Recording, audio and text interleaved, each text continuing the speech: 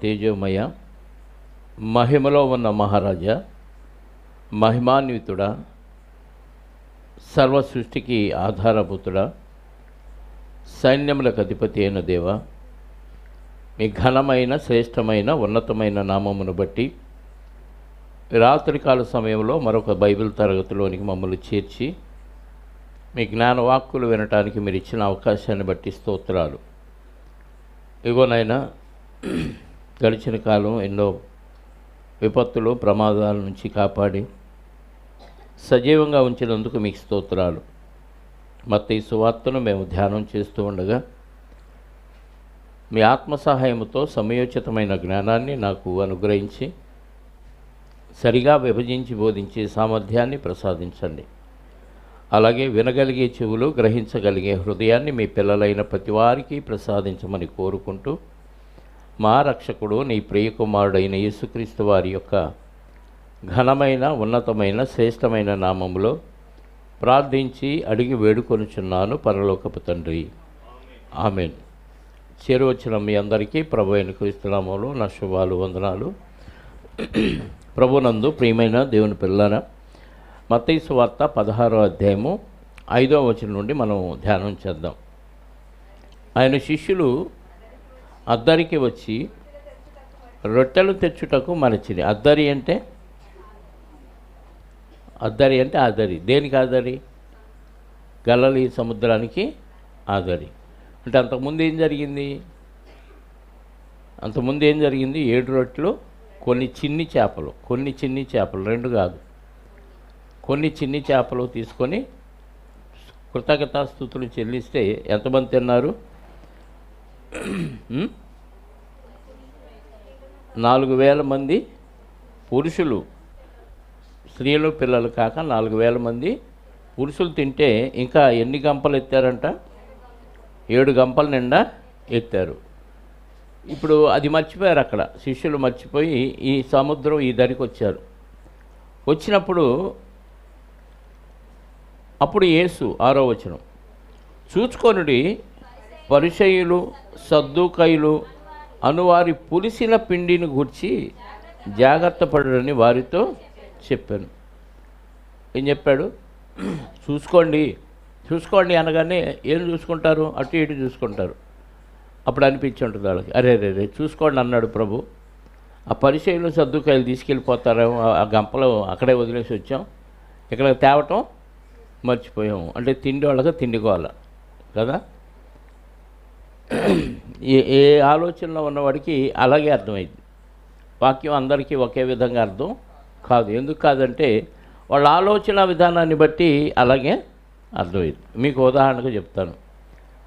నోవాహు గారు దేవుడు చెప్పినట్టు చేశాడు. ఆదికాండంలో ఒక మాట ఉంటుంది. ఆదికాండము 6వ అధ్యాయమైన నోవాహు అట్లు చేశాను అని ఉంటుంది.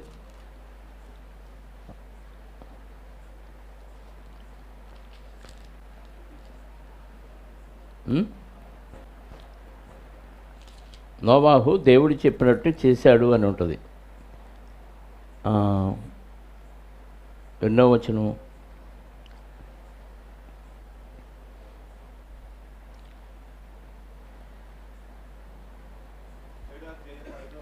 7వ అధ్యాయము, తనకు యెహోవా ఆజ్ఞాపించినంతటి ప్రకారము నోవాహు యావత్తు చేశాను. అది కాదు, అట్లు చేశాను అని ఉంటుంది. చూడండి, అంటే ఎందుకు ఈ మాట చెప్పానంటే, ఒక పాస్టర్ గారు ఇట్లాగే చెప్పి నోవాహు అట్లు చేశాను, మీరు అట్లు చేయుడి అన్నాడంట. వింటున్నారా? నోవాహు అట్లు చేశాను, మీరును అట్లు చేయుడి అన్నాడు. 6:22 నోవాహు ఏం చేశాడు? నోవాహు దేవుడు అతనికి ఆజ్ఞాపించిన ప్రకారము యావత్తు చేశాను. నోవాహు అట్లు చేశాను, దేవుడు తనకు ఆజ్ఞాపించిన ప్రకారము యావత్తు. నోవాహు ఏం చేశాడు? దానికి ముందు ఇప్పుడు మీరును అంటే తెల్లారు అందరూ అట్లు వండుకొని వచ్చాడంట. ఎందుకు? నోవాహు అట్లు చేశాడు, మీరును అట్లు చేయడు అన్నాడు పాస్టర్ గారు. అంటే తిండి వాళ్ళకి ఏం గుర్తొచ్చింది? తిండే గుర్తొచ్చింది. అందుకని అందరూ అట్లు చేయమన్నాడు కాబట్టి పాస్టర్ గారు అట్లు చేశాడు. చూచుకొనుడి అని యేసుక్రీస్తు వారు అంటే వీళ్ళకి ఎలా అర్థమైంది? అరే రే గంపలన్నీ అక్కడే వదిలేసి వచ్చామే, అవి పరిచయులు శాస్త్రులు తీసుకెళ్ళిపోతారేమో అనుకున్నాడు. అనుకొని వాళ్ళు అనుకుంటున్నారు శిష్యులు. యేసుక్రీస్తు వారు ఏమన్నాడు? చూచుకొనుడి, పరిసయ్యులు సద్దూకాయులోని వారి పులిసిన పిండిని గూర్చి జాగ్రత్త పడుడని వారితో చెప్పాను. కాగా వారు మనము రొట్టెలు తినందున కదా ఈ మాట చెప్పానని తమలో తాము ఆలోచించుకొనుచుండిరి. ఏమండి, ఇది ఫస్ట్ టైమా సెకండ్ టైమా యేసుక్రీస్తు వారు అద్భుతం చేసి అన్ని వేల మందికి పంచటం?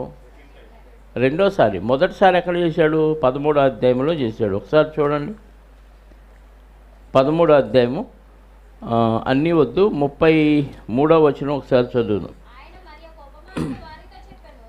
మరి ఒక ఉపమానం వారితో చెప్పాను. పరలోక రాజ్యము ఒక స్త్రీ తీసుకొని పిండి అంతయు పులిసి పొంగు వరకు 3 కుంచెముల పిండిలో దాచిపెట్టిన పొల్లని పిండిని ఈ ఉపమానం చెప్పాడు యేసుక్రీస్తు వారు. పరలోక రాజ్యం అనే ఉపమానం చెప్పాడు, పులిసిన పిండితో పోల్చాడు అని వాళ్ళు తర్వాత అడిగితే పరిసయ్యులు శాస్త్రులు అనే పులిపిండిని గురించి ఆయన చెప్పినట్టుగా మనకి అర్థమవుతుంది. ఆ తర్వాత 5 రొట్టెలు 2 చేపలు పంచినప్పుడు కూడా ఎన్ని గంపలు ఎత్తారు? 12 గంపలు ఎత్తారు. అక్కడ కూడా పరిసయ్యులు శాస్త్రులు అనే పులిపిండిని గురించి జాగ్రత్త పడండి అంటే వాళ్ళకి ఇన్నిసార్లు చెప్పినా ఆ విషయం ఏమి అర్థం కాలేదు. మళ్ళీ గంపలో తిండి రొట్టెలు తీసుకురాలేదనే ఆలోచనలోనే ఉన్నారు తప్ప యేసుక్రీస్తు వారు చెప్పిన ఆత్మీయమైన భావం వాళ్ళకి అర్థం కాలేదు. అంటే వాళ్ళ తప్పుడు బోధల గురించి చెప్పాడన్న విషయం శిష్యులకి అర్థం కాలేదు. ఎందుకంటే ఇంకా వాళ్ళు పరిపూర్ణులు కాలేదు కాబట్టి. అర్థమైందా? చదువుదాం. మనము రెట్లలు తేనందున కదా ఈ మాటలు చెప్పినని తమలో తాము ఆలోచించుకొనిచుండిరి. యేసు అది ఎరిగి, అంటే వారి హృదయాలోచనలు ఎరిగి, అల్పవిశ్వాసులారా, మన యొద్ద రొట్టెలు లేవని మీరెందుకు ఆలోచించుకొనిచున్నారు? మీరు ఇంకానూ గ్రహింపలేదా? 5 రొట్టెలు 5,000 మందికి పంచినప్పుడు ఎన్ని గంపలు ఎత్తిరో అది అయినను. ఎన్ని ఎత్తారు? 12 గంపలు ఎత్తారు. తర్వాత 7 రొట్టెలు 4,000 మందికి పంచినప్పుడు ఎన్ని గంపలు ఎత్తిరో అది అయినను మీకు జ్ఞాపకం లేదా? నేను రొట్టెలను గూర్చి మీతో చెప్పలేదని మీరు ఎందుకు గ్రహింపరు? పరిసయ్యులు సద్దూకయ్యులు అనువారి పులిసిన పిండిని గూర్చియే జాగ్రత్త పడునని చెప్పాను. పరిసయ్యులు సద్దూకయ్యులు అనువారి పులిసిన పిండి అంటే వాళ్ళు ఏం చేస్తున్నారంటే పాతి తీసుకొచ్చి కొత్త దానిలో కలిపేస్తున్నారు. పాతి అంటే ఎక్స్పైర్ అయిపోయిన మందులు తెచ్చి వాడే మందుల్లో కలిపితే ఏమైంది? ఎక్స్పైర్ అయిన మందులు అంటే డేట్ అయిపోయినాయి వాటికి. ఆ డేటు ఏ సమయం నుంచి ఏ సమయం వరకు ఉందో ఆ లోపే వాడాలి మందులు ఏవైనా. అయిపోయిన మందులు వాడితే రోగం తగ్గకపోగా ఏమైంది?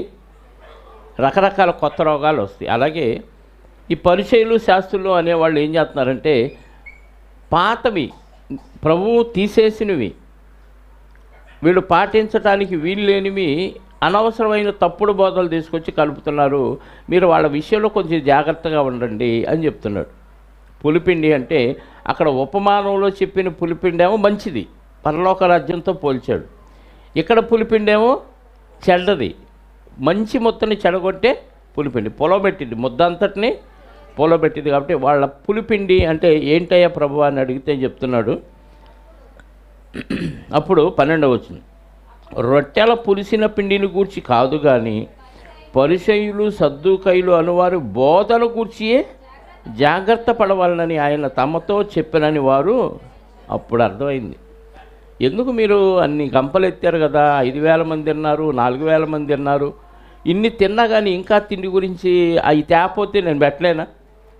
అవి తెస్తేనే పెడతానా? మిగిలిన అనవసరంగా అక్కడ వదిలేసి వచ్చామే, మళ్ళీ తిండి కావాలంటే ఎట్టా? ఇంత 5 రొట్టెలు 2 చేపలు కొన్ని రొట్టెలు కొన్ని చేపలు తీసుకొని 7 రొట్టెలు కొన్ని చేపలు తీసుకొని ఇన్ని వేల మందికి పంచినప్పుడు ఏమీ లేకుండా ప్రభువు చేయగలడు కదా. ఆ విశ్వాసం లేకుండా పోయింది.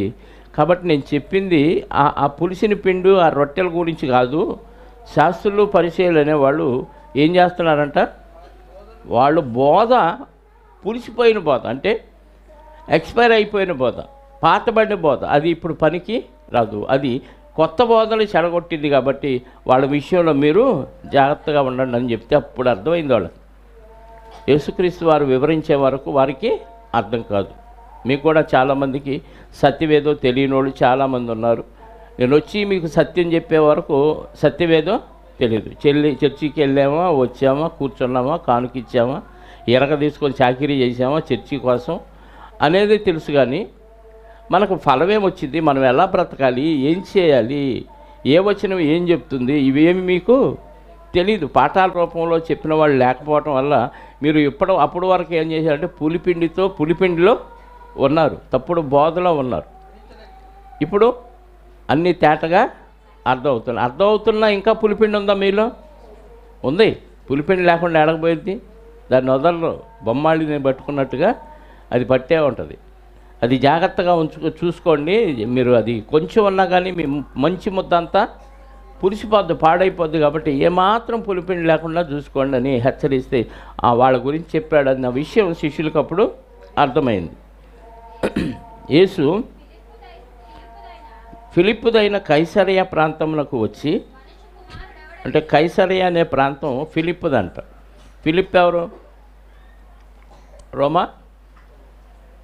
రోమా రాజ్య చక్రవర్తి. గలిలయ సముద్ర తీరానికి ఉత్తరాన 25 కిలోమీటర్ల దూరంలో ఒక గుహలో నుంచి ఒక నది పారుతూ ఉంటుందంట. ఆ నది పవిత్రమైన నది అని ఆ కాలంలో ఉన్న యూదులందరూ నమ్మేవాళ్ళంట. ఆ ప్రాంతం ఫిలిప్పుదైన కైసరయ అనే ప్రాంతం. వాస్తవంగా ఆ ప్రాంతం గ్రీకులు తమ దేవత అయిన పాన్ అనే పేరు మీద ఆ పట్టణాన్ని కట్టారు.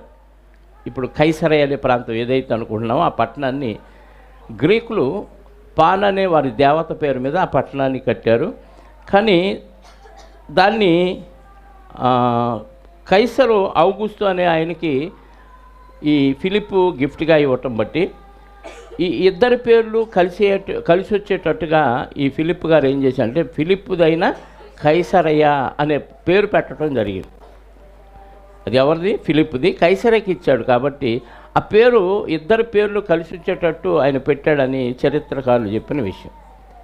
ఇప్పుడు ఆ ప్రాంతానికి ఏం పేరు? ఫిలిప్పుదైన కైసరయ ప్రాంతములకు వచ్చి మనుష్య కుమారుడు ఎవడని జనులు చెప్పుకొనుచున్నారని తన శిష్యులను, అంటే యేసుక్రీస్తు వారి గురించి ప్రజలు ఏం చెప్పుకుంటున్నారు అని ఎవరిని అడిగాడు? శిష్యులను అడిగాడు. అంటే ఈయనెవరో ఆనాటి సమాజానికి అర్థం అయిందా కాలేదా? కాలేదు. ఈనాటికి యేసుక్రీస్తు వారు ఎవరు అనేది క్రైస్తవ్యంలోనే గలిబిలిగా ఉంది కదా. కొంతమంది ఆయన దేవుడు కాదంటున్నారు, కొంతమంది ఏమో ఆయనే దేవుడు అంటున్నారు, కొంతమంది ముగ్గురు ఒకడే అంటున్నారు, కొంతమంది ఏమో ఆయన కూడా ఉన్నవాడైనా దేవుడు అంటున్నారు. ఇలా రకరకాలుగా ఆయన పుట్టినవాడు కాదంటున్నారు. ఇలా రకరకాల బోధలు ఇప్పటికీ ఉన్నాయి. ఆయన పుట్టిన తర్వాత 8వ దినాన సున్నతి చేయటానికి వెళ్ళినప్పుడు ఆ సుమియోను గారు చెప్పాడు ఏమని, ఈయన వివాదాస్పదమైన గుర్తుగా ఉంటాడు, నీ హృదయంలోకి ఒక ఖడ్గం దూసుకెళ్ళిద్దామని మరియమ్మ గారితో చెప్పాడు సుమియోను అనే ఒక వృద్ధుడు. ఆయన రక్షణ నువ్వు చూసే వరకు నువ్వు చనిపోవని ఆయనకి దేవుడు ఆత్మ ద్వారా తెలియజేస్తే ఆయన చూసి, దేవా నీ రక్షణ నా కన్నులారా చూడనిచ్చావని సంతోషపడతాడు. అంటే యేసుక్రీస్తు వారి పుట్టుక ఎలాంటిదంటే వివాదాస్పదమైన గుర్తుగా ఉంది. అప్పటి నుంచి ఇప్పటి వరకు ఏసెవరో సరిగ్గా సమాజానికి అర్థం కాలేదు. కనీసం క్రైస్తవుల కన్నా అర్థమైందంటే క్రైస్తవులకు కూడా అర్థం కాలేదు. ఆ రోజు శిష్యులను అడిగాడు. శిష్యులు ఏం చెప్పారంటే ఆ ఊర్లో ఆ ప్రాంతంలో యేసుక్రీస్తు వారి గురించి ఎవరెవరు ఏమో అనుకుంటున్నారో చెప్పారు. ఎందుకు అలా అనుకుంటున్నారు అని అంటే పాత నిబంధనలో కొన్ని వచనాలు వాళ్ళకి సపోర్ట్ చేస్తాయి. ఆ వచనాలను బట్టి ఈయన పలానా ఈయన పలానా ఈయన పలానా అని అందరూ ఒక అభిప్రాయంతో లేరు. ఇప్పుడు ఎలాగా యేసుక్రీస్తు వారి గురించి ఒకే అభిప్రాయం లేదు, ఆ రోజు కూడా ఒక అభిప్రాయం మీద లేరు. ఏమని చెప్పుకుంటున్నారు వాళ్ళు? వారు 14వ వచనం, కొందరు బాప్టిస్మ ఇచ్చు యోహాననియు. హేరోదు రాజు కూడా చెప్పాడు కదా, నేను తలకొట్టించి చంపేసిన యోహానే ఇదిగో యేసుగా వచ్చాడు, అందుకే ఈ యేసులో అద్భుతాలు ఇవన్నీ నెరవేరుతున్నాయి అని చెప్పాడు. ఆయన చెప్పింది కొంతమంది చెప్తున్నారు, అంటే రాజు కదా చెప్పింది, రాజు చెప్తే నమ్ముతారా? నమ్ముతారు. సెలబ్రిటీ చెప్తే థమ్సప్ తాగుతారు, విషమైనా తాగేస్తారు, దమ్ముందా తాగటానికంటే తాగేస్తారు. గొప్పోడు చెబితే అబద్ధమైనా తప్పైనా కొనేస్తాం, తాగేస్తాం, ఏదైనా చేస్తాం. రాజుగారు చెప్పాడు కాబట్టి ఆ యోహానే ఈయన యేసు అని చెప్పాడు కాబట్టి నమ్మేశారు. ఆ కొంతమంది టాక్ ఏందయ్యా అని అంటే, ఇదిగో బాప్టిజం ఇచ్చి యోహానే చచ్చిపోయి ఈయనలాగా పుట్టాడు, ఆయనే ఈయన, లేదా ఆయన ఆత్మ ఈయనలో ఉంది అని కొంతమంది టాక్. మరి కొంతమంది ఏమంటున్నారు, కొందరు ఏలియా అనియు. ఏలియా అని ఎందుకన్నారు? ఏలియా అని ఎందుకన్నారు? ఏలియా ఎందుకన్నారంటే మలాకీ గ్రంథంలో ఒక మాట ఉంది, 4వ అధ్యాయము 5, 6 వచనాలు చూడండి ఒకసారి. యెహోవా నియమించిన భయంకరమైన ఆ మహాదినము రాకమునుపు నేను ప్రవక్త అయిన ఏలియాను మీ వద్దకు పంపుదును. నేను వచ్చి దేశంలో శపింపకుండానట్లు అతడు తండ్రుల హృదయమున పిల్లల తట్టును, పిల్లల హృదయమున తండ్రుల తట్టును తిప్పును. ఆ భయంకరమైన మహాదినం రాకమునుపు నేను ప్రవక్త అయిన ఏలియాను మీ మధ్యకు పంపుతాను. పాత నిబంధనలో చేశాడు దేవుడు వాగ్దానం. కొత్త నిబంధనలో కూడా శిష్యులు యేసుక్రీస్తు వారిని అడుగుతున్నారు. 17వ అధ్యాయం, కొద్ది పక్కగా తిప్పండి పేపరు, మత్తయి సువార్త 17వ అధ్యాయం 10వ వచనం చదవండి ఒకసారి.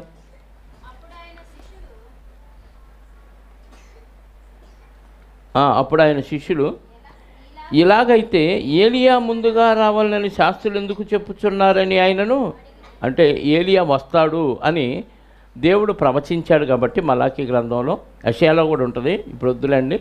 ఆ ప్రవచనాన్ని బట్టి వీళ్ళు ఈ వచ్చిన ఆయన యేసు అని అనుకోవట్లా. ఏమనుకుంటున్నారు? కొంతమంది ఏమో బాప్టిజం ఇచ్చి యోహాను గారు అంటున్నారు, కొంతమంది ఏమో ఏలియా అంటున్నాడు. ఎందుకంటే ఏలియా వస్తాడు ఆ మహాదినం రాకమునుపు అన్నాడు కాబట్టి కొన్ని మహత్కార్యాలు ఈయన చేస్తున్నాడు. ఏలియా గారు కూడా ఇప్పుడు చేశాడు కాబట్టి ఇలాంటివి చేస్తే ఎవరో ఏలియా అని కొంతమంది అలా ఫిక్స్ అయిపోయారు. మరి కొంతమంది ఏమంటున్నారు, కొందరు ఏమంటున్నారు ఇర్మియా. క్రీస్తుపూర్వం 626 నుంచి క్రీస్తుపూర్వం 586 వరకు ఈ మధ్యకాలంలో ఇర్మియా గారు జీవించారు. ఆ ఇర్మియా వచ్చాడు అని కొంతమంది నమ్మకం. ఒకళ్ళేమో బాప్టిజం ఇచ్చు యోహానని, కొంతమంది ఏమో ఏలియా గారు వచ్చారని, కొంతమంది ఏమో ఇర్మియా గారు వచ్చారని, కొంతమంది ప్రవక్తల్లో ఒకడు, అంటే చాలామంది ప్రవక్తలను దేవుడు పంపించాడు కదా, ఆ ప్రవక్తలు ఈయన కూడా ఒక ప్రవక్తగా వచ్చాడు. అంటే 4 రకాలుగా ప్రజలు యేసుక్రీస్తు వారి గురించి ఆలోచిస్తున్నారు. ఒక్కడు కూడా ఈయన దేవుని కుమారుడైన యేసుక్రీస్తు అని చెప్పినారా? ఒక్కడు కూడా చెప్పలే. అంటే యేసుక్రీస్తు వారు సాక్షాత్తు వీళ్ళ రక్షించడానికి దేవుని సింహాసనం పక్కన ఉండే భాగ్యాన్ని విడిచిపెట్టుకొని వస్తే ఒక్కడు కూడా ఈయన ఎవరో తెలియలేదు. ఆనాడు తెలియలేదు, ఈనాడు కూడా చాలామందికి అర్థం కావట్లేదు. ఒక్కరైనా నువ్వు దేవుని కుమారుడివి, మమ్మల్ని రక్షించడానికి వచ్చిన యేసువి అని చెప్పారా అంటే ఒక్కడు కూడా చెప్పలేదండి.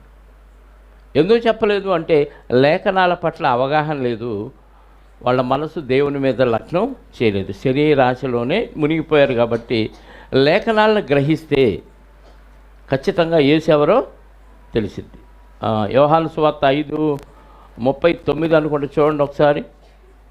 యోహాను సువార్త 5వ అధ్యాయం 39వ వచనంలో, లేఖనముల యందు నిత్యజీవము కలదని తలంచుచు, లేఖనాలు ఏముంది? నిత్యజీవము కలదని తలంచుచు వాటిని పరిశోధించుచున్నారు. ఆ లేఖనాలు ఏం చేస్తాయంట? అవే నన్ను గూర్చి. అంటే లేఖనాలు సరిగ్గా పరిశోధన చేస్తే వీళ్ళకి ఏమర్థం అవ్వాలి చెప్పండి? యేసుక్రీస్తు వారు ఎవరో, నిత్య జీవాన్ని ఇచ్చే వ్యక్తి ఎవరో వాళ్ళకి ఆటోమేటిక్గా అర్థమైపోయింది. మరి ఎంతోమంది పరిశోధన చేశారు యేసుక్రీస్తు వారు ఉన్న కాలంలో, ఎందుకు అర్థం కాలేదంటే వాళ్ళ పరిశోధన వాళ్ళు అనుకున్న విధంగా జరిగింది. మీరు ఎప్పుడైనా ఆకాశంలో మేఘాలు చూసారా? తెల్లటి మేఘాలు నీలిమబ్బు మీద కనపడతాయి. మనం ఊహించుకొని ఒక ఆకారం అనుకున్నాం అనుకోండి, ఆ మేఘం కనపడింది ఎప్పుడన్నా? పాములాగా, ఏదన్నా జంతువులాగా, కోతిలాగా, సింహంలాగా కనపడినాయా? బుర్రాన్ని నోపండి, కనపడలేదా? కనిపించినాయి కదా. అలాగే మనం ఎవరో కోసం ఎదురు చూస్తూ ఉన్నప్పుడు ఎవరు వెళ్తున్నా వాళ్ళేమో అనిపిస్తుందా? తీక్షణంగా ఎదురు చూస్తే కదా. ఇది ప్రేమికుల్లో బాగా అర్థమైద్ది, మామూలు వాళ్ళకి అర్థం కాదు కానీ కదా. లేదు, ఆ మధ్య అక్కడెక్కడో ఎగబడిపోయి ఆ పల్నాడు జిల్లాలో ఎక్కడో బంగారం దొరికిద్దని తెగదవుతున్నారు. పనులు మానేసి వెళ్ళిపోయి క్యారేజీలు కట్టుకొని వెళ్ళిపోయి ఉదయం నుంచి సాయంత్రం దాకా ఏ ఊరది తెగ వెతుకుతున్నారు. ఏది దొరికినా బంగారం ఏమో అనిపిస్తూ ఉంటున్నాడు. అంటే మనిషి ఏ ఆలోచనతో ఉంటే మనిషికి ఆ ఆలోచనకు తగ్గట్టుగా అర్థం అవుతూ ఉంటాయి. అలాగే మనం వాక్యం చెప్తున్నప్పుడు అవతల వాళ్ళకి వాక్యంగా అర్థం కాదు, అది వీళ్ళు ఏదో వాగేస్తున్నారు, ఏదో మాట్లాడుతున్నారని అర్థమైంది. బైబిల్ చదివేటప్పుడు దేవుడు ఏం చెప్పాడు అనే ఉద్దేశంతో చదివితే మనకు అర్థమైంది. ఏదో ఒకటి మనసులో పెట్టుకొని చదివితే అదే అర్థమైంది. ఇందాక శిష్యులు కూడా ఏమన్నారు? మీరు చూసుకొనుడి అనగానే వాళ్ళకి ఏమర్థమైంది? అరే గంపలు లేవురా అనుకున్నారు. ఏం చూసుకోమన్నాడు? ఆ పరిచయులు శాస్త్రులని పులిసిని పిండి తప్పుడు బోధ వాళ్ళ విషయంలో కొంచెం జాగ్రత్తగా చూసుకోండి అని చెప్పాడు. వీళ్ళు ఏమనుకున్నారు? తిండి బ్యాచ్ కాబట్టి ఏమనుకున్నారు? రొట్టెలు దానందుని ఈ మాట అన్నాడు అని అలా అర్థమైంది. అంటే మన ఆలోచన విధానాన్ని బట్టి వాక్యం కూడా మనకు అర్థమయ్యే అవకాశం ఉంది, అపార్థమయ్యే అవకాశం కూడా ఉంది. చదువుదాం. ఎన్నో వచనం? 15వ వచనం. అందుకు ఆయన, మీరైతే నేను ఎవరినని చెప్పుకొనిచున్నారు అని వారిని అడిగాడు. ఎవరిని? శిష్యుల్ని అడిగాడు, పరిచయులు కాదు. అందరూ ఊర్లో ఆ ప్రాంతంలో ఉన్నవారు అందరూ ఏమనుకుంటున్నారంటే, కొందరు బాప్తీసం ఇచ్చి యోహానని, కొందరు ఏలియా గారని, కొంతమంది ఏమో ఇర్మియా గారని, కొంతమంది ఏమో చాలామంది ప్రవక్తలు వస్తున్నారు. ఆ ప్రవక్తలు ఈయన కూడా ఒక ప్రవక్త అన్నారు. ప్రవక్తలు ఎందుకు నమ్మారంటే ఈయన చేసే కార్యక్రమాలను బట్టి కూడా ప్రవక్త తప్ప ఇవేవి ఎవరు చేయలేరు. మొత్తానికి దేవునికి సంబంధించిన వ్యక్తి అని నమ్మారు. కానీ యుగముల సమాప్తిలో మనందరినీ రక్షించడానికి వచ్చిన రక్షకుడని ఎవరికి అర్థం కాలేదంటే, ఇంకా వస్తాడని వాళ్ళ ఆలోచన విధానం వేరుగా ఉంది. ఎందుకు వేరుగా ఉందంటే, దావీదు గారు సింహాసనం ఎక్కాడు. అక్కడ నుంచి దావీదు గారికి వాగ్దానం చేశాడు దేవుడు. ఆ వాగ్దానం ఎలా వచ్చిందంటే, సింహాసనం ఎక్కి పరిపాలిస్తేనే మనల్ని రక్షించే రక్షకుడు పుడతాడు అనే ఆలోచనలో వాళ్ళు ఉన్నారు. అంటే రాజుగారి కుటుంబంలో నుంచే వచ్చి సింహాసనం ఎక్కి మనల్ని పరిపాలిస్తాడు అనే ఆలోచనలో ఉన్నారు. అప్పటి వరకు యూదుల్ని పరిపాలించిన వారందరూ దావీదు గారి వంశంలో నుంచే వచ్చారు. ఇశ్రాయేలీలు అంటే రకరకాల వంశాల నుంచి వచ్చారు, వాళ్ళు అష్షూరు చాల్లోనికి వెళ్ళిపోయారు. కానీ అప్పటి వరకు ఉన్న రాజులందరూ దావీదు గారి వంశంలో నుంచి వచ్చారు. కాబట్టి ఇప్పుడు దావీదు గారి వంశంలో నుంచి రాజకుటుంబంలో నుంచి వచ్చి రాజు అవుతాడు. ఎందుకంటే అంతకుముందు జరిగినవన్నీ అలాగే ఉన్నాయి కాబట్టి వీళ్ళ ఆలోచన అంతా అలా ఉంది. కాబట్టి ఎక్కడో ఒక కార్పెంటరు పేదవాడి కుటుంబంలో ఒక మారుమూల గ్రామంలో బెత్లెహేములో పుడితే ఈయన ఎలా అవుతాడు, మన రక్షించే మెస్సియా ఎలా అవుతాడని వాళ్ళు ఈజీగా తీసేసుకున్నారు. దేవుని ఆలోచనలు వేరు, మనిషి ఆలోచనలు వేరు. దేవుని మనిషికి ఊహానికి అందని విధంగా ఆయన కార్యక్రమాలు జరిగిస్తాడు. మనం ఎస్టిమేషన్ వేయలేము దేవుడి కార్యక్రమాలు. నాకు అంతా తెలుసు, దేవుడు ఏం చేయబోతున్నాడో కూడా నాకు తెలుసు అంటే అది బిల్డప్పే తప్ప వాస్తవం కాదు. వాళ్ళ ఆలోచన అలా ఉంది కాబట్టి వచ్చిన ఈయన్ని మెస్సయ్యగా ఎవరూ గుర్తించలేదు. అప్పుడు శిష్యులను అడిగాడు. శిష్యులందరికీ ఏమర్థమైందో ఏమర్థం కాలేదో తెలియదు, కానీ ఒక ఆయనకు అర్థమైంది. ఆయన చెప్తున్నాడు, ఆయనే పేతురు గారు. మీరైతే నేను ఎవరినని చెప్పుకొనిచున్నారని వారిని అడిగాను, శిష్యులందరినీ అడిగాడు. అప్పుడు అందుకు సీమోను పేతురు, నీవు సజీవుడవగు దేవుని కుమారుడు అయిన క్రీస్తు అని ఏం చెప్పాడు? పేతురు గారు చెప్పాడంట. పేతురు గారికి ఎలా అర్థమైంది? పేతురు గారికి ఎలా అర్థమైంది? ఇంతమందికి అర్థం కాంది. ఆ బెత్లెహేము, ఆ యెరూషలేము, ఆ గలిలయ, ఆ పరిసర ప్రాంతాలన్నిటిలో ఉన్న ఎవరికీ అర్థం కాంది. అందులో ప్రధాన యాజకులు ఉన్నారు, శాస్త్రులు ఉన్నారు, పరిసయ్యులు ఉన్నారు, సద్దూకయ్యులు ఉన్నారు. ఆ దేవాలయంలో ఆ గ్రంథాన్ని చేతబట్టుకొని ఔపాసన పట్టిన మహానుభావులు ఉన్నారు. వాళ్ళు ఎప్పుడూ ఆ గ్రంథాన్ని పఠిస్తూనే ఉంటారు, ధ్యానిస్తూనే ఉంటారు, పరిశోధిస్తూనే ఉంటారు. అలాంటి వారికి అర్థం కానిది పేతురు గారికి ఎలా అర్థమైంది? పేతురు గారు ఏమన్నా గ్రంథం చదివాడా? పేతురు గారు ఏమన్నా దేవాలయంలో పనిచేసేవాడా? పేతురు గారు గలిలయ సముద్రంలో చేపలు పట్టుకునేవాడు. అలాంటి వ్యక్తికి గ్రంథం ఉండి గ్రంథాన్ని పరిశీలించిన శాస్త్రులు, పరిచయులు, ప్రధాన యాజకులు, ఈ లేవీల్లో ఎవరికి అర్థం కానిది చేపలు పట్టుకుని ఈ వ్యక్తికి ఎలా అర్థమైందంటే, యేసు అర్థం కావాలన్నా, దేవుడు అర్థం కావాలన్నా ఏం కావాలో చెప్తున్నాడు యేసుక్రీస్తు వారు. చదవండి కింద మాట. అందుకు యేసు, సీమోను బర్యోనా, నీవు ధన్యుడవు, పరలోకమందున్న నా తండ్రి ఈ సంగతి నీకు బయలుపరిచినే కానీ నరులు నీకు బయలుపరచలేదు. దేవుడు తెలియచేస్తే తప్ప తెలియదా? చెప్పండి. దేవుడు తెలియచేస్తేనే మనకు అర్థమైంది, దేవుడు తెలియచేయకపోతే అర్థం కాదు. అంటే దేవుడు పక్షపాత? కొందరికి తెలియజేశాడు. మరి ఇంతమందికి తెలియజేయకుండా పేతురు గారు ఒక్కడికే దేవుడు తెలియచేసా అంటే దేవుడు పక్షపాతిగా కనపడుతున్నాడా లేదా? చెప్పండి. ఇప్పుడు నాకు తెలియజేశాడు, మీకు తెలియజేయాల. ఇప్పుడు దేవుడు పక్షపాతేనా? అట్లా కనపడుతున్నాడా లేదా? ఏమంటే ఒకళ్ళకి భోజనం పెట్టి 100 మందికి పెట్టలేదనుకో, వాళ్ళకి ఒక్కళ్ళకే పెట్టారు, మాకు అందరికీ పెట్టలేదని ఫీల్ అవుతారా లేదా? 99కి పెట్టి ఒకళ్ళకి పెట్టకపోయినా అలిగి వెళ్ళిపోతాం. అలాంటిది ఇంతమందికి దేవుడు బయలుపరచకపోతే పేతురు గారికి ఒక్కడికే బయలుపరిస్తే ఆయన పక్షపాతిగానే కనపడుతున్నాడు దేవుడు. కానీ ఎందుకు పేతురు గారికే బయలుపరిచాడో మిగతా వాళ్ళకి ఎవరికి ఎందుకు బయలుపరచలేదంటే, పేతురు గారి హృదయం ప్రభువుకు దగ్గరగా ఉంది. పేతురు గారిలో ఏమీ లేదు, కల్మషం లేదు, స్వార్థం లేదు, అసూయ, ద్వేషం ఏమీ లేదు. దేవుడెవరు, ఈయనెవరు అని తెలుసుకునే కుతూహలంలో ఎంటీగా ఉన్నాడు. దేవుడి గురించిన ఆసక్తి ఉంది. మిగతా వాళ్ళలో దేవుడంటే ఆసక్తి ఉన్నట్టుగా కనపడుతుంది, కానీ దేవుడు చెప్పిన పద్ధతిలో బతికే ఆలోచన విధానం లేదు. అంటే దేవుడికి లోబడలేదు. పేతురు గారు లోబడ్డాడు కాబట్టి పేతురు గారికి ఆయన బయలుపరిచాడు. లోబడాలంటే దేవుడు ఆకర్షణలో ఉండాలి. యోహాను సువార్త ఒక మాట చూడండి. యోహాను సువార్త 3వ అధ్యాయము 27వ వచనం చూడండి. యోహాను సువార్త 3వ అధ్యాయము 27వ వచనం. అందుకు యోహాను ఇట్లా, నేను తనకు పరలోకము నుండి అనుగ్రహింపబడితేనే కానీ ఎవడును ఏమీయూ, అంటే దేవుడిస్తే తప్ప ఎవడికి ఏమీ రాదు. పేతురు గారికి ఇచ్చాడు. పరలోకము నుండి అనుగ్రహింపబడితేనే కానీ ఎవడు ఏది అది జ్ఞానం అయినా, వస్తువులైనా, సంపద అయినా, ఏదైనా సరే దేవుడు ఇస్తే మనకు ఉంటుంది. దేవుడు ఇవ్వకపోతే చెప్పండి, మనకి ఉండదు. దేవుడు ఇస్తేనే ఉంటుంది. అందరికీ ఇస్తాడా? కొందరికి ఇస్తా అంటే కొందరికి కొన్నిస్తాడు, కొందరికి కొన్నిస్తాడు. కృపావరాల గురించి ఒక్కొక్కరికి తన చిత్తానుసారంగా దేవుడు కృపావరాలు పంచిపెట్టాడు. అలాగే మనం ప్రసంగి గ్రంథం ఎప్పుడూ చదువుతాం 5:19లో దేవుడు ఒకనికి ధన ధాన్య సమృద్ధిని ఇచ్చి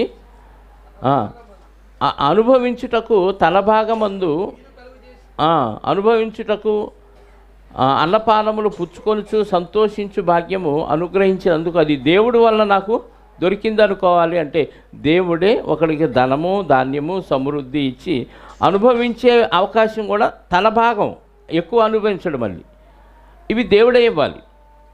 ఇప్పుడు చదివింది అదే 3:27లో యోహాను సువార్తలో, దేవుడు అనుగ్రహిస్తేనే తప్ప ఎవడు ఏదియు తీసుకొనలేడు, పొందనేరడు. అంతేనా? దేవుడు ఇస్తేనే తప్ప ఏది పొందనేరడు. 6వ అధ్యాయం అదే యోహాను సువార్త 45వ వచనం. 6వ అధ్యాయము యోహాను సువార్త 45. వారందరూ దేవుని చేత బోధింపబడుదురు అని ప్రవక్తల లేఖనంలో వ్రాయబడి ఉన్నది కనుక తండ్రి వలన విని నేర్చుకొనిన ప్రతివాడు నా యొద్దకు వచ్చును. తండ్రి వలన విని ప్రతివాడు నా యొద్దకు వచ్చును. 44 చదవండి ఒకసారి. ఇప్పుడు నన్ను పంపిన తండ్రి వారిని ఆకర్షించితేనే కానీ ఎవడునూ నా యొద్దకు రాలేడు. దేవుడు ఆకర్షించాలంట. దేవుడు ఆకర్షించాలంటే ఏం చేయాలి? అయస్కాంతం తెలుసా? మ్యాగ్నెట్ దగ్గరికి ఏ వస్తువు అయినా మ్యాగ్నెట్ లాక్కోవాలంటే ఏం చేయాలి? ఇత్తడి పెట్టాము మ్యాగ్నెట్ దగ్గర, లాక్కుంటుందా? ఇనుము పెడితే, బంగారం పెడితే చెప్పండి, బంగారం లాక్కోదు. నువ్వు ఏది పెట్టినా లాక్కోదు. అల్యూమినియం పెట్టినా లాక్కోదు, స్టీల్ పెట్టినా లాక్కోదు. ఇనుము పెట్టగానే లాక్కుంటుంది. అంటే దేవుడు ఆకర్షణలో ఉండాలంటే నువ్వేమవ్వాలి చెప్పండి? ఇనుముగా మారాలి. ఇనుముగా అంటే బాగా రాటు తేలిపోవాలని కాదు. దేవుడిలో రాటు తేలాలి, లోకంలో బలహీనం అయిపోవాలి. దేవుడు ఆకర్షిస్తే కానీ ఎవడు నా యొద్దకు రాడు. ఇప్పుడు పేతురు గారిని ఆకర్షించాడు కాబట్టి ఆయన దగ్గరికి వచ్చాడు. 12 మంది శిష్యుల్ని ఆకర్షించాడు కాబట్టి ఆయన దగ్గరికి వచ్చాడు. అందరిలో పేతురు గారిని అందరి తరపున ఈయన చెప్పాడు. నువ్వు ఏమని చెప్పాడు? మత్తయి సువార్తలో నీవు సజీవుడైన దేవుని కుమారుడు అని, క్రీస్తు అని పరలోకమందున్న నా తండ్రి ఈ సంగతి నీకు బయలుపరిచనే కానీ నరులు నీకు బయలుపరచలేదు. అంటే దేవుడు బయలుపరిస్తేనే పేతురు గారికి అర్థమైంది. దేవుడు తెలియచేస్తేనే ఈ జ్ఞానం మనకు అర్థమైంది. దేవుడు మనకు అర్థమవుతాడు. దేవుడు తెలియచేయాలంటే మనం దేవునికి అనుకూలంగా మనల్ని మనం మలుచుకోవాలి. అది విషయం. మనం లోబడకపోతే దేవుడు ఏమీ తెలియచాడు. స్కూల్కి వెళ్ళిన వాడికి టీచర్ పాఠాలు చెప్తాడా? రోడ్డు మీద తిరిగేవాడికి చెప్తాడా?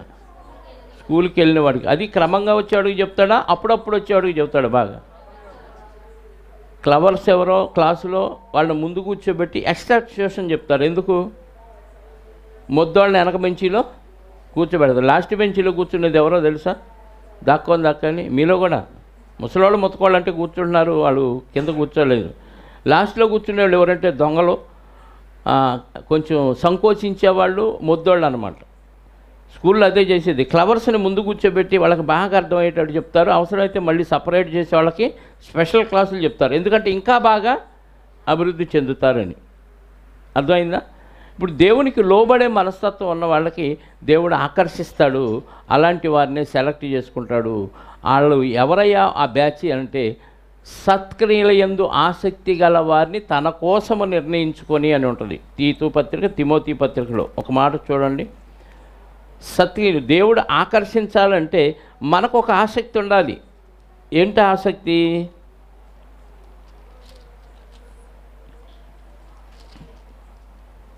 సత్క్రియల యందు ఆసక్తి గల ప్రజలను తన కోసము నిర్ణయించుకొని అనే మాట ఉంటుంది చూడండి. తీతు పత్రిక అనుకుంటే ఒకసారి చూద్దాం.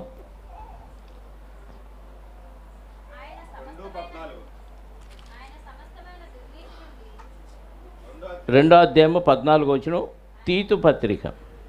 ఆయన సమస్తమైన దుర్నీతి నుండి మనలను విమోచించి సత్క్రియల యందు ఆసక్తి గల ప్రజలను తన కోసము పవిత్రపరచుకొని తన సొత్తుగా చేసుకొనుటకు తన్ను తాను మన కొరకు అర్పించుకొనెను. అది నీకు ఆసక్తి ఉండాలి. దేని పట్ల? తిండి పట్ల, భోజనం పట్ల, ఇంటి పట్ల, కులం పట్ల, రాజకీయం పట్ల, ఆటల పట్ల, క్రికెట్ల పట్ల ఉంటే ఆహ్వానించడు. సత్క్రియలు అంటే దేవుని పనులు ఏదో చేయాలి అనే ఆసక్తి ఉన్న వాళ్ళని స్పెషల్గా ముందు నిర్ణయిస్తాడు. ఇప్పుడు ఆ బ్యాచ్లో ఎవరు కనపడ్డా అంటే చేపను పట్టుకునేవాళ్ళు కనపడ్డారు, విద్య లేని పామర్లు. అందుకని వాళ్ళని పిలిచారు. వాళ్ళలో నంబర్ 1గా ఎవరు కనపడ్డారంటే పేతురు గారు కనపడి నువ్వు దేవుని కుమారుడవు అన్నాడు. ఈ సంగతి నా తండ్రి నీకు బయలుపరిచినా కానీ ఇది నరులెవరో నీకు బయలుపరచలేదు అన్నాడు. అంటే మనుషులు చెప్తే నీకు అర్థం కాలేదయ్యా, దేవుడే ఆకర్షించి నీకు చెప్పాడు అంటున్నాడు. అంటే మనకు కూడా దేవుడు ఆకర్షణలో మనం ఉండాలంటే, దేవుడు మనకి తెలియచేయాలంటే, దేవుడు మనల్ని సెలెక్ట్ చేసుకోవాలంటే మనకేముండాలంటే సత్క్రియల యందు ఆసక్తి ఉండాలి. దుష్క్రియల యందు ఆసక్తి ఉంటే దేవుడు పిలవడు. తెలుసో తెలియకో తప్పులు చేస్తారు, కానీ మనసులో ఒకటి ఉంటుంది, మంచి పనులు చేయాలి, నలుగురికి మేలు చేయాలి, కీడు చేయకూడదు. ఇది సహజంగా ఉంటుంది మనుషులు. అలాంటి మనసున్న వాళ్ళని దేవుడు ముందుగా ఆకర్షిస్తాడు. అలాంటి మనసు లేనివాడు దేవుడిలోకి వచ్చినా వాడు దుర్మార్గ పనులు చేసుకుంటూనే ఉంటాడు. వాడికి ఏ ప్రయోజనం లేదు. వాడు చెడిపోయి నలుగురిని చెడగొట్టే కార్యక్రమంలో ఉంటారు. ఈ ఆసక్తి లేకపోతే మేలు చేయరు కదా, ఎవరికి మేలు చేయరు. మనం కీడు అనుభవించినా ఎదుటోడికి మేలు చేయాలనే ఆలోచనలో ఉండాలి ప్రతి మనిషి. ఇది భక్తిలోకి రాకముందు. అలాంటి వారిని దేవుడు ఆకర్షిస్తాడు. అలాంటి వారికే దేవుడు బయలుపరుస్తాడు. ఇప్పుడు పేతురు గారు ఆ కేటగిరీలో ఉన్నాడు కాబట్టి దేవుడు బయలుపరిచాడు. ఆ విషయాన్ని పేతురు గారికి చెప్పి ఇంకేమంటున్నాడు, 18వ వచనం, మరియు నీవు పేతురువు. పేతురు అంటే ఏం చెప్తున్నాడు? రాయి. పేతురు అంటే రాయి. ఇంగ్లీష్లో పెట్రో అంటారు. మనకి రాతిలో నుంచి వచ్చే నూనె పెట్రోల్ అంటే తెలుసా? Petro oil. పెట్రో అంటే రాయి, రాతిలో నుంచి వచ్చే నూనె. గల్ఫ్ కంట్రీస్లో అంతా రాయి అంటే ఇసుక. ఇసుకలో నుంచి బయటకు వస్తుంది పెట్రోలియం. అర్థమైందా? ఇప్పుడు పేతురు గారికి పెట్టిన పేరేంటి? పెట్రోల్ కాదు, పెట్రో అంటే రాయి అని పెట్టాడు.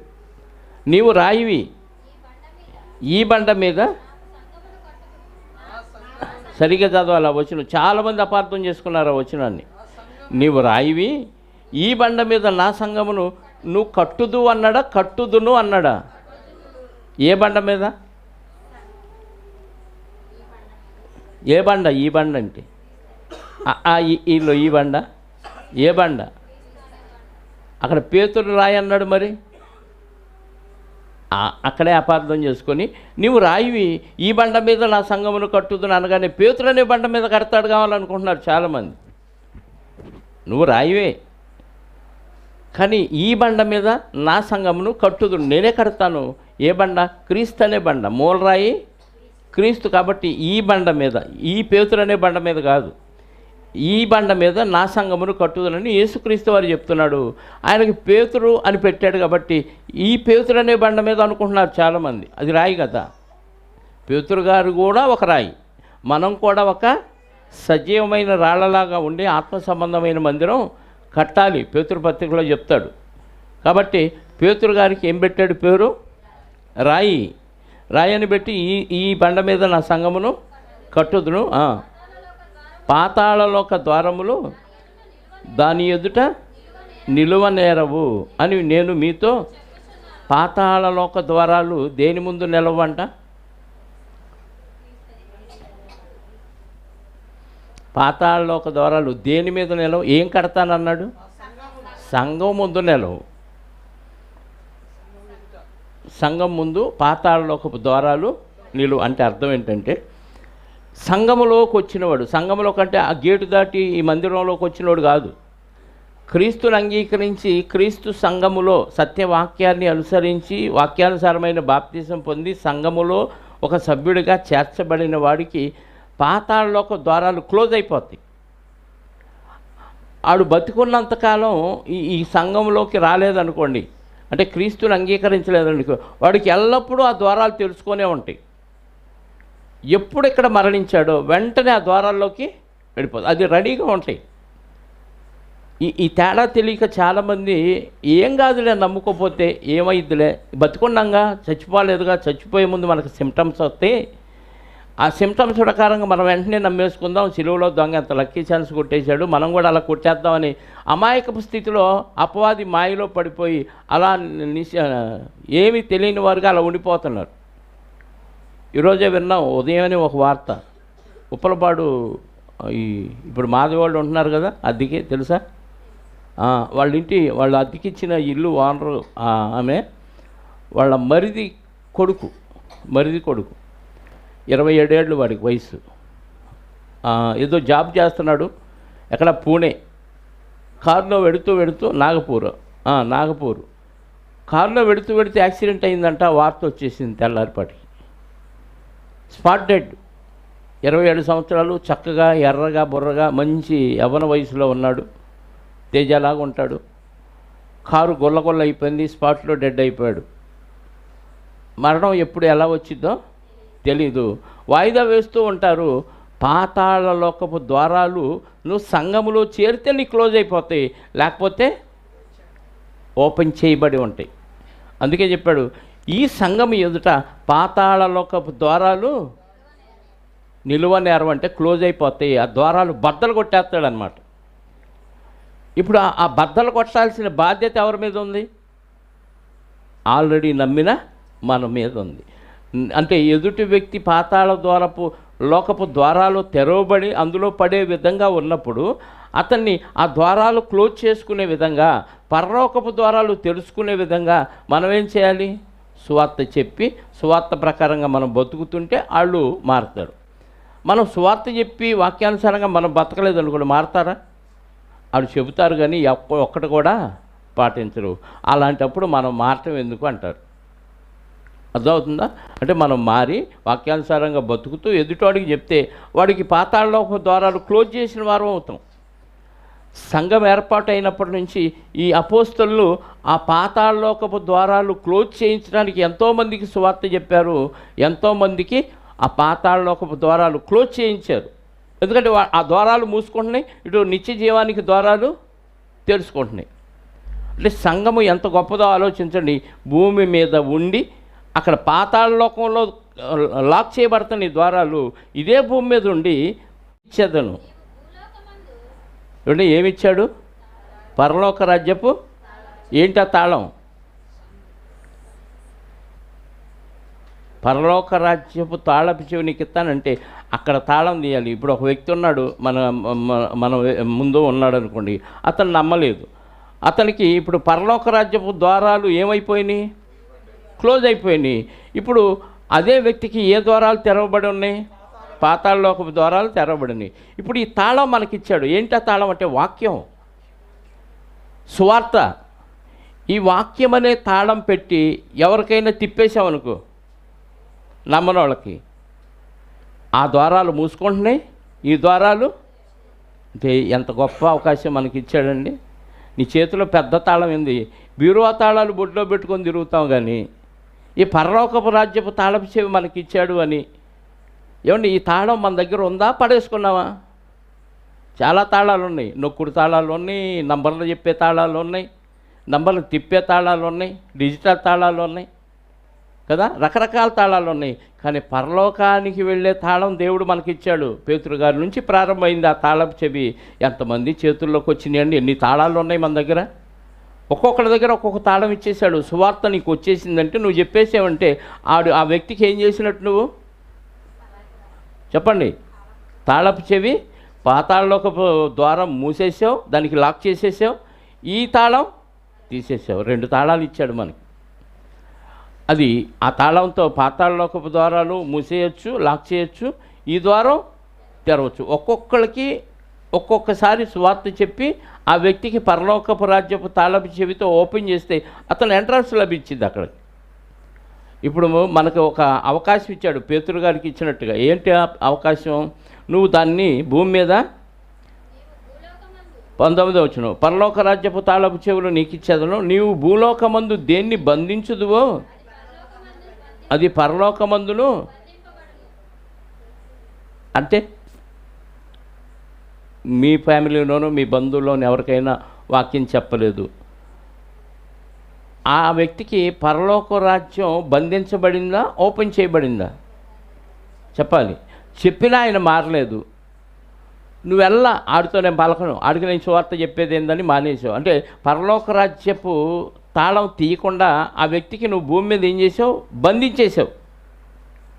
పాతాళలోకపు ద్వారం ఆల్రెడీ తెరవబడి ఉంది, దానిలోకి వెళ్ళిపోరా, నేను ఈ ద్వారం నేను తెరవనని భూమి మీద మనం ఏం చేస్తానో బంధించేస్తాను. అంటే ఎవరికైనా మనం సువార్త చెప్పాల. మన చుట్టుపక్కల చాలామంది ఉన్నారు, మన బంధువులు, స్నేహితులు, రక్త సంబంధులు చాలామంది ఉన్నారు, పరిచయస్తులు. వాళ్ళకి మనం చెప్పలేదంటే వాళ్ళకి ఏం చేసాం? పరలోక రాజ్యాన్ని నేను దీను, వాడికి తాళం దీనంటున్నావు. లెక్కేస్తాడా? మన పనేదో మనం చూసుకుంటూ, వ్యాపారాలు చూసుకుంటూ, ఉద్యోగాలు చేసుకుంటూ హ్యాపీగా బతికేస్తున్నాం. తాళాలు మాత్రం దగ్గర పెట్టుకొని, బొడ్లో పెట్టుకొని భద్రంగా ఉంటున్నాయి. తాళాలు ఎక్కడికి పోవట్లేదు. కానీ ఎవరికి తాళం తీట్లా. అంటే మనం ఎవరికి సువార్త చెప్పట్లేదంటే ఆ వ్యక్తికి నువ్వు తాళం తీయకుండా బంధించేసావు. పేతురు, నీ ఇష్టం, ఎవరిని బంధిస్తావో ఆడ బంధించేసి, ఎవరికి ఓపెన్ చేస్తావో అంటే నువ్వు ఓపెన్ చేస్తే అక్కడ ఓపెన్ అయ్యిద్ది, నువ్వు ఇక్కడ బంధించేస్తే ఆ వ్యక్తికి అక్కడ బంధించబడిద్ది. అంటే మన చేతిలో ఎంత గొప్ప వరాన్ని పెట్టాడో చూడండి, ఎంత గొప్ప భాగ్యాన్ని ఇచ్చాడో చూడండి. పరలోకానికి ఒక వ్యక్తిని చేర్చే తాళపు చెవి మన చేతిలో పెట్టాడు దేవుడు. అందరికీ పాతాళలోక ద్వారాలు తెరవబడే ఉన్నాయి. పాపము ఎప్పుడైతే చేసామో అందరికీ తెరవబడాడు. నీతిమంతుడు లేడు, ఒక్కడు లేడు. అందరూ పాపము చేసి అనగానే అక్కడ ద్వారం ఓపెన్ అయిపోయింది. పాతాళలోకపు ద్వారం, నరక ద్వారం ఓపెన్ అయిపోయింది. కానీ పరలోకానికి చేర్చే ద్వారానికి ఒక తాళం ఇచ్చాడు. ఆ తాళం సువార్త అయితే ఆ సువార్త నువ్వు చెప్పి ఏం చేయాలి చెప్పండి? ఏం చేయాలి? అక్కడ తాళం ఆ వ్యక్తికి తీయాలి. జీవగ్రంథంలో ఆయన పేరు రాయించుకుంటే ఇంకెప్పుడు వెళ్ళినా హ్యాపీగా, ఎప్పుడు చచ్చిపోయినా హ్యాపీగా ఆడికి వెళ్ళిపోతాడు. ద్వారం మూసేసావంటే అర్థం ఏంటి? అందుకే పబ్లిక్ మీటింగ్లు ఎందుకు పెడతాం? అనేక ప్రాంతాలు వెళ్ళిపోయి ఎవరో కూడా ఆ తాళం తెలుసుకుంటే, వాళ్ళకి ఆ తెరవబడితే ఆ వాక్యం వినేసి వాళ్ళు మారతారేమో అనే ఒక ఆశ. దానికోసం ఎంత కష్టపడుతున్నాం, ఎన్ని శ్రమలు అనుభవిస్తున్నాం, ఎంత నిద్ర కాస్తున్నాం, తిండి ఉన్నా లేకపోయినా, మధ్యరాత్రులు వెళ్ళిపోయినా ఇంటికి ఏం పట్టించుకోకుండా. ఎందుకంటే ఆ తాళాలు మనకి ఇచ్చినప్పుడు ఆ బాధ్యత మన మీద ఉంది. బ్యాంకు లాకర్ తాళాలు ఇస్తే ఎలా చేస్తాడు మేనేజరు? బ్యాంకు మేనేజరు చాలా జాగ్రత్తగా కాపాడుకోవాలి దాన్ని, ఎక్కడ పడితే అక్కడ పడేయడు. అలాగే సువార్తను కూడా చాలా జాగ్రత్తగా ఆ వ్యక్తికి చెప్పి ఆ వ్యక్తికి పాతాళంలో ద్వారాలు క్లోజ్ చేసి పరలోక ద్వారం ఓపెన్ చేయాలి. అది మన చేతిలో పెట్టాడు. నువ్వు ఎవరిని బంధిస్తావో అది బంధించబడిద్ది, ఎవరికి ఓపెన్ చేస్తావో అక్కడ ఓపెన్ చేయబడిద్ది అని చెప్పాడు యేసుక్రీస్తు వారు. అప్పటి నుంచి ఆ శిష్యులందరూ అలా ఓపెన్ చేస్తూ ఉన్నారు. బంధించే వాళ్ళకి బంధించేస్తున్నాడు. పౌలు గారు ఒక వ్యక్తికి బంధించేశాడు, బరయోనా అని. 8వ అధ్యాయంలో గారడీ సీమోనికి ఓపెన్ చేసినా వాడికి తెలుసుకోవాలి, వాడికి ఇక బంధించేశాడు. అలాగే మరొక వ్యక్తి కూడా పౌలు గారు అలాగే బంధించేశాడు. గుడ్డివాడు అయిపోవు నువ్వు అని చెప్పించేశాడు. అంటే వాళ్ళు ఓపెన్ చేస్తే అక్కడ ఓపెన్ అయింది, వాళ్ళు బంధించేస్తే మనకి అంత కెపాసిటీ ఇచ్చాడు, అంత పవరు మనకి ఇచ్చాడు ప్రభువారు. చదవండి. భూలోకమందు దేన్ని విప్పుదువో అది పరలోకమందును విప్పబడునని అతనితో చెప్పాను. అటు పిమ్మట తాను క్రీస్తు అని ఎవరితోనూ చెప్పవద్దని ఆయన తన శిష్యులకు ఖండితముగా ఆజ్ఞాపించను. 18 చూడండి మత్తయి సువార్త. భూమి మీద మీరు వేటిని బంధింతురో అవి పరలోకమందును బంధింపబడును, భూమి మీద వేటిని విప్పుదురో అవి పరలోకమందును విప్పబడునని.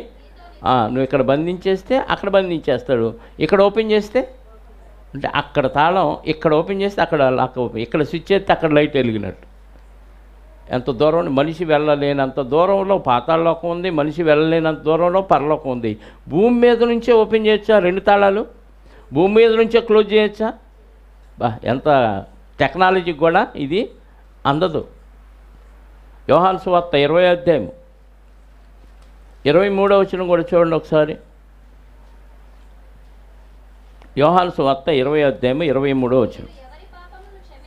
మీరు ఎవరి పాపములు క్షమింతురో అది వారికి క్షమింపబడును, ఎవరి పాపములు మీరు నిలిచి ఉండనిత్తురో అది నిలిచి ఉండనని. అంటే అర్థం ఏంటి? మనం ఎవరి పాపాలు నిలిచి ఉండనిస్తామంటే వాళ్ళకి వాక్యం చెప్పలేదు, నీ బతుకెట్టాగే పోరా, చచ్చిపోతే నరకానికి పోని మనం వాళ్ళ జోలికి పోవట్లా. ఎంత క్లారిటీ ఇచ్చాడు యోహాను గారు. నువ్వు ఎవరి పాపాలు క్షమిస్తావో అంటే నువ్వు క్షమించు, ప్రభువు క్షమిస్తాడు. ప్రభువే క్షమిస్తాడు, నేను మాత్రం క్షమించను అన్నావు అనుకోండి, వాడి పాపాలు అలాగే పెట్టేసావు, బంధించేసావు. అంటే ఆ క్షమాగుణాన్ని, ప్రభువు చూపిన క్షమాగుణాన్ని మనము పాటిస్తూ మనము క్షమిస్తూ ఏం చేయాలి? వాళ్ళకు ఓపెన్ చేయాలి ద్వారాలు. బంధించేస్తాం అంటే వాళ్ళకి వాక్యం చెప్పం, వాళ్ళని క్షమించం, వాళ్ళు ఇష్టం వచ్చినట్టు వాళ్ళు బతికినా మనం ఎవరికి ఏం చెప్పం. ఎందుకు? చెప్పి వాళ్ళ చేత తిట్లు తింటాం ఎందుకండి? చెప్పి వాళ్ళ చేత అనిపించుకోవటం ఎందుకండి? ఏ ప్రభు అనిపించుకోలేదా? అపోస్తులు అనిపించుకోలేదా? ఎన్ని తిట్లు తిన్నారు, ఎన్ని అవమానాలు భరించారు, ఎన్ని తన్నులు తిన్నారు, ఎన్ని కొరడా దెబ్బలు తిన్నారు, ఎన్ని హింసలు భరించారు. వాళ్ళకంటే పడతారు కానీ మనం పడతామా? ఒక్క మాట అంటే రోషం పొడుచుకొచ్చిద్దండి మనకి. క్షమించాలంటే ఎంత సహనం ఓర్పు కావాలో తెలుసా? అది సాధించాలి. ప్రభువుని జ్ఞాపకం చేసుకుంటే ఆటోమేటిక్గా అవుతుంది. ఎంత ద్రోహం అన్నా చేయని, ఎంత కీడన్నా చేయని, ఎంత డబ్బన్నా కొట్టని, ఆయనకు అప్పచెప్పు, నీకు రావాల్సినవి ఎట్లా వస్తాయో ఆయన ఇస్తాడంతే. ఆ విశ్వాసంతో ముందుకెళ్తే ఇంకెవరిని మనం దూషించాల్సిన అవసరం లేదు. దూషించే మనసు కూడా మనకు రాదు. ప్రభా నువ్వు క్షమించావు, ఆఫ్టర్ ఆల్ నేను కూడా క్షమిస్తున్నా. ఒకవేళ క్షమించలేని మనసు నాకుందా, ఆ మనసు నాకు ఇయ్యయ్యా, నా శక్తి సరిపోవట్లేదు క్షమించడానికి, మీ సహాయం కావాల్సి వస్తుంది అంటే ఆయన సహాయం చేస్తాడు, ఆటోమేటిక్గా క్షమిస్తాం. నువ్వు క్షమిస్తే దేవుడు క్షమిస్తాడు. నువ్వు క్షమించకపోతే బంధిస్తే వాళ్ళని బంధిస్తాడు, తర్వాత నిన్ను కూడా బంధిస్తాడు. ఎందుకు? నువ్వు క్షమించలేదు కదా, ఛాన్స్ ఇచ్చాడు కదా అని మనం బంధించేస్తా పోతే మనల్ని కూడా బంధిస్తాడు దేవుడు. అది గుర్తుపెట్టుకోండి. మనం ఎవరికి సువార్త చెప్పట్లేదు. తాళం అయితే మన దగ్గర ఉంది, బొడ్లో పెట్టుకొని హ్యాపీగా తిరుగుతున్నాం. పురుషులైతే జేబులు వేసుకొని తిరుగుతున్నారు, కానీ ఎవరికి ఓపెన్ చేయట్లా. చేయనప్పుడు వాళ్ళకి బంధించేసాం, తాళం పరలోకపు ద్వారం బంధించేసాం. అప్పుడు మనల్ని కూడా బంధిస్తాడా? బంధిస్తాడు. ఎందుకు? నువ్వు క్షమించట్లేదు, తాళం ఓపెన్ చేయట్లేదు. అందుకే యోహాను సువార్తలో క్లారిటీతో చెప్పాడు 20:23. మళ్ళీ చదవండి ఆ మాట ఒకసారి.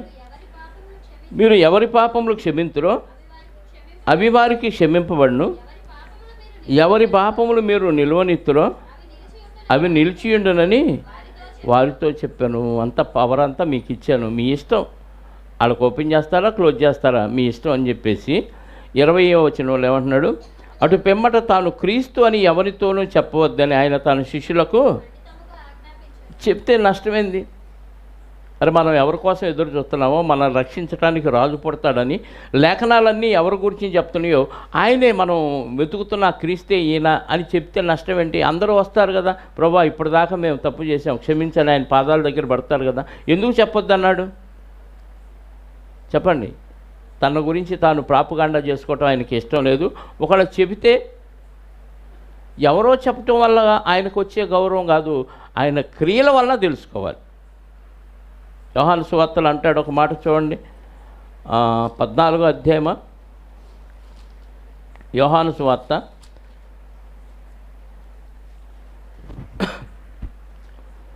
17వ వచనం చూడండి ఒకసారి.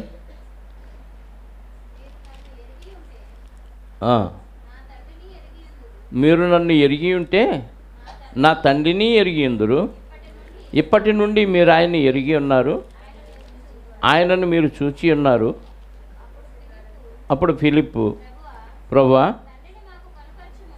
11వ వచనం 12వ వచనం చదువుదాం. తండ్రి యందు నేను నా యందు తండ్రి ఉన్నామని నమ్ముడి, లేదా ఈ క్రియల నిమిత్తమైనా నన్ను నమ్ముడి. అంటే ఈయన తండ్రి పంపించిన క్రీస్తు మెస్సియా మనల్ని రక్షించడానికి వచ్చినని ఎలా నమ్మాలి ప్రజలు? ఆయన చేసే పనులను బట్టి. ఇది మామూలు చేసే క్రియలు కాదు. ఎందుకంటే యేసుక్రీస్తు వారు చేసిన క్రియలు ఎవరు చేయలేదు. యేసుక్రీస్తు వారు చేసిన క్రియలు ఎవరూ చేయలేదు. కొంతమంది ప్రవక్తలు కొన్ని చేశారు, కానీ యేసుక్రీస్తు వారు చేసినవి చేయలేదు. మోషే గారు ఐగుప్తులో చేసినవి వేరు, మిగతా ప్రవక్తలు చేసినవి వేరు, యేసుక్రీస్తు వారు చేసింది వేరు. సముద్రం మీద నడవటం ఎవరైనా నడిచారా? గాలిని సముద్రాన్ని గద్దించిన పని చేశాడు, ఎవరైనా చేశారా? కుష్టి వ్యాధి వాళ్ళని ఆయన బాగు చేశాడు ఎలీషా గారు, కానీ ఈయన మాటతో బాగు చేశాడు. గుడ్డివారికి చూపునిచ్చారు, కుంటివారిని నడిపించాడు, ఎన్నో రక్తస్రావం కలిగిన స్త్రీని రక్తస్రావం కట్టేటట్టు చేశాడు, దెయ్యాలని వెళ్ళగొట్టి. ఈయన చేసినవి ఎవరు చేయలేదు. ఎందుకు ఈయన చేసినవి ఎవరు ఎందుకు చేయలేదంటే ఈయన స్పెషల్. ఆ స్పెషాలిటీని బట్టి అన్నా ఈయన దేవుని కుమారుడు మనల్ని రక్షించడానికి వచ్చిన రక్షణని ఆ క్రియలను బట్టి వాళ్ళు తెలుసుకోవాలి తప్ప ఏదో ప్రాపగాండా చేయటం వల్ల, ప్రచారం చేయటం వల్ల నమ్మితే అది కుదరదు. ఎలక్షన్లో ఓట్లు అడగటానికి వచ్చిన వాళ్ళు ఎవరెవరిని తెచ్చుకుంటారు సపోర్ట్గా?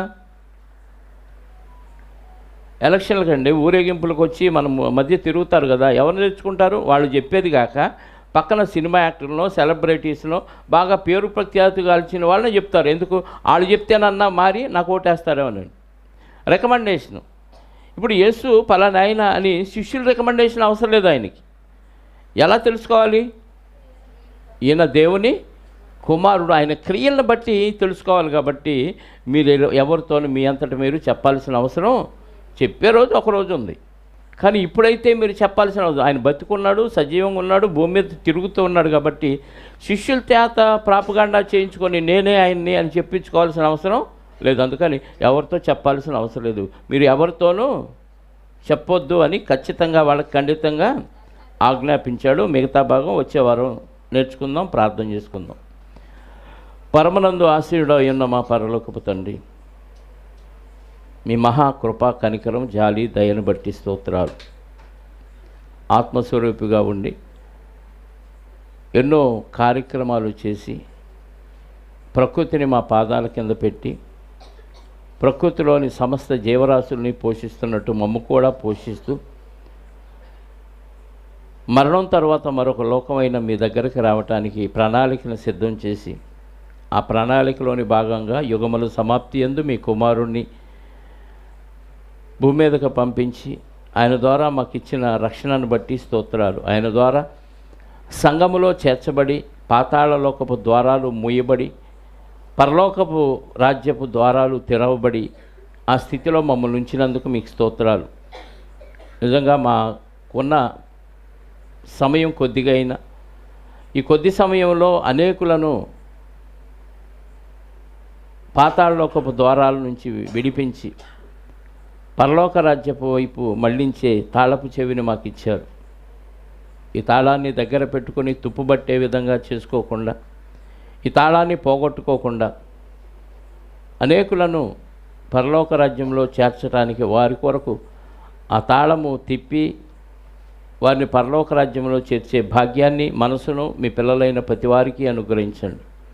మీ కుమారుడు చెప్పిన మాటల్లోని ఆత్మీయమైన అర్థాన్ని మాకు తెలియచేసిన విధానాన్ని బట్టి మీకు కృతజ్ఞతాస్తుతులు క్రీస్తు ద్వారా చెల్లిస్తూ తండ్రి, ఇప్పటి వరకు మీరు జరిగించిన ప్రతి కార్యక్రమాన్ని బట్టి కూడా మీకు కృతజ్ఞతాస్తుతులు చెల్లిస్తూ వచ్చిన బిడ్డలందరినీ జ్ఞాపకం చేసుకోండి, వారి వారి అవసరాలు తీర్చండి. ప్రతి ఒక్కరూ జ్వరాలతో జలుబులతో దగ్గుతో బాధపడుతూ ఉన్నారు. వారికి అనారోగ్యం నుంచి విడుదల కలిగించండి.